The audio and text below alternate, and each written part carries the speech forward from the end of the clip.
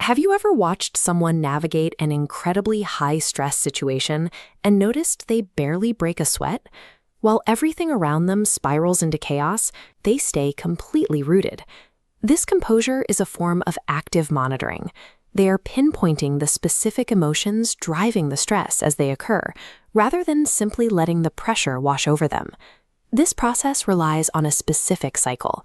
First, you recognize the emotion as it hits. Second, you identify its origin. Finally, you choose how to manage the resulting behavior. Raw feelings are external events, biochemical signals that trigger the nervous system. Emotional intelligence provides the space to choose a specific response, preventing an internal reflex from dictating the actual outcome.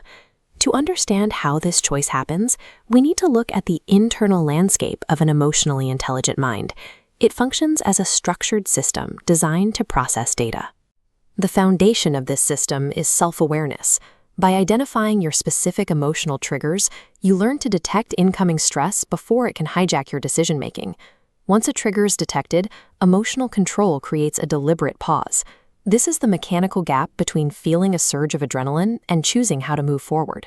That gap provides the space needed for empathy. When you understand the architecture of your own feelings, you can use that knowledge to map the experiences of those around you. This leads to thoughtful communication. Raw feelings are translated into clear, deliberate information that others can actually use. Mastering this internal sequence is a prerequisite for everything else. You cannot navigate external relationships effectively until you have regulated your own internal landscape.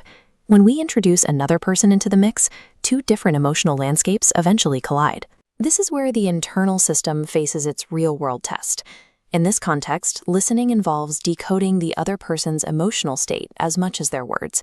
You are searching for the underlying why behind their frustration or anxiety.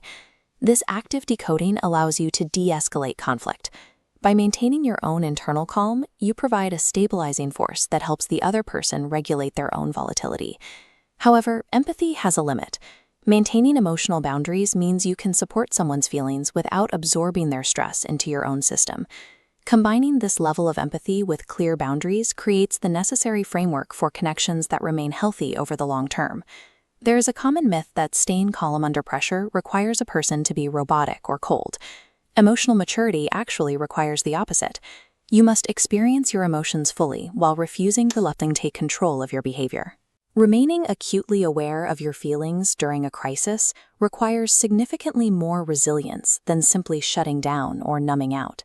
Over time, this practice yields concrete results: more stable self-worth, clearer communication, and relationships that can survive high-pressure environments. Logic and math follow predictable rules, but human nature does not. Navigating that unpredictability with composure is a demonstration of intelligence as sophisticated as any cognitive task. Subscribe for more exploration.